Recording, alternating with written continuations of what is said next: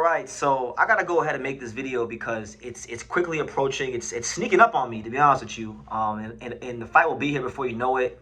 You know, right now it's June 15th, 10:16 Eastern Standard Time, at night, p.m. Standard Time, as I'm shooting this video. So we're roughly 11 going on 10 days away from Jaron Ennis versus Xander Zayas. Xander Zayas versus Jaron Ennis, one of the biggest fights of the year, will be here very, very soon. It'll be here quickly and swiftly, right? So I already know as we get closer and closer, people are going to start asking me for my prediction. What do I think about the fight? And I wanted to say it like this, guys. I am not making a prediction for this fight. You know, I think I might have said what I think about this fight and who I think is going to win. I may have said it on Twitter or live somewhere, but if you didn't catch it when I said it, I ain't going to be saying it, because really with this fight, I want to just appreciate the moment. I really do. Like, I've had these conversations with Sean Tatel recently about how, you know, sometimes, you know, when you're on YouTube and you make predictions, it's like you make a prediction, you go on record, and you get married to your pick, and you can't appreciate and even fully interpret what the hell is happening in the fight in real time, because you just want to be right and you don't want to hear from people, right? So one thing that's got me into trouble a lot over the years is sometimes I genuinely don't have an opinion on a fight. Sometimes I just don't really have an opinion on a fight, but because people will ask me for a prediction, I'll just give a prediction, and it'll be a half-assed prediction. And so I've got myself into a lot of trouble like that over the years. And for this fight, it's like, think about it. You know, Jaron Ennis is what, 28, going on 29, I believe. Xander's 23. In this modern age of boxing, you guys can tell me, because a lot of y'all out there are smarter than me, how many times do we actually get two undefeated fighters in their 20s unifying? How often does it actually happen? It doesn't really happen very often, right? Especially in American boxing, it doesn't really happen too often. But here we are. We got just that occasion happening here in late June between Xander Zayas and Jaron Ennis. And truth be told, and contrary to whatever the fuck you may think you know about me, I actually am a huge fan of both guys. You know, I've watched them both in the gym. I've covered both their fights at some point in time. I know both their coaches, or I've met both their coaches. I like Jaron Ennis. I like Xander Zayas. I love what they both bring to the sport. And I don't want, for this fight, I don't want to get caught up in, you know, I don't want this fight to bring out the worst in me. I don't want to call either guy a hype job. I don't want to even say that either guy gets exposed if they lose the fight, because when two top fighters genuinely step up to the plate and make a fight that involves real risk for both of them, because let's have it right, all right? There is a possibility that Jaron Ennis could lose this fight.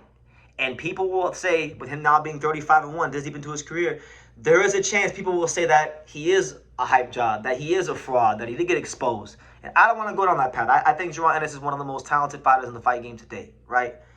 And on the other hand, conversely, if Xander goes in there and gets his ass beat from Genesis to Revelations against Jaron Ennis, it's also possible that people will say that he's a hype job and a product of the top-ranked matchmaking and top-ranked machine. You understand? Listen, man, Jaron Ennis, he's been doing a good job for the most part of selling tickets in Philadelphia.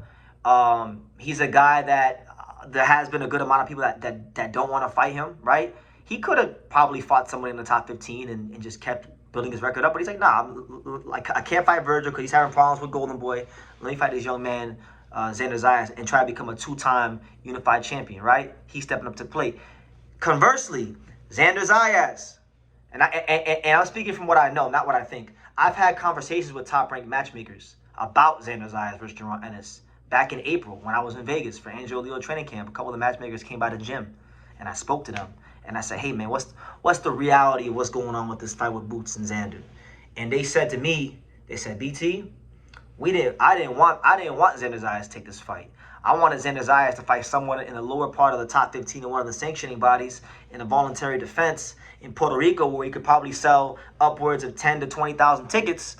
And I wanted to continue to build him out there, right? But it was Xander and his dad who banged their hands on the table and said, you know what? We want to fight Jaron Ennis because we want to really fight the best. And this is per top-ranked matchmakers. This isn't a story that I'm making up or conjuring up. This is my actual conversation with top-ranked matchmakers. So you got to respect that, because Xander Zayas is in a very favorable position for a guy of his age. And a lot of fighters who get that sort of privilege in boxing, they use it to duck fights or be in easier fights. He's doing this to really challenge himself and go for the legacy. So you gotta applaud that. You gotta applaud both guys, and that's why a lot of boxing fans are excited for this fight, because it takes two to tango. It takes Jaron Ennis and it takes Xander Zayas to tango. So look, if y'all want, and I'm pretty sure I've already did videos in the past, but I'll probably do some more videos as I watch more film and get new thoughts about the fight. But if you want videos about strengths, weaknesses for both guys, I can tell you guys about that till the cows come home. But I don't want to make a prediction. I'm not going to make a prediction, and I'm gonna enjoy the moment, because unless this fight ends in a, unless it's like a super boring fight, or unless it's like a controversial fight, I think as long as the winner of this fight wins and wins in a convincing fashion, a star will be born. That's what I believe. I do think this fight will be a legacy-defining fight for both guys, should be told, because a lot of people are going to be tuned into this fight, and I really want to appreciate the moment, and I don't want to get caught up in shouting matches with the Jaron Ennis fan base. I don't want to get caught up in shouting matches with the Puerto Rican fan base or anybody from South Florida that I know that knows Xander that might get, I don't want to do none of that. I want to appreciate the moment for what it is. So respect to Jaron Ennis, Philadelphia, stand up. Respect to Xander Zayas, Puerto Rico and South Florida, stand up. And may the best man win. That's really where I'm coming from with this fight. And I just hope that whoever wins this fight wins it in a convincing and sensational fashion, and that a star can be born for the sport of boxing. Because listen, guys, Canelo Alvarez is about to get out the door soon. There's not many true stars in the sport left. We need true stars in the sport. And so the winner of this fight, if they go in there and they really put belt to ass, or put on a masterclass, either way, they will be in that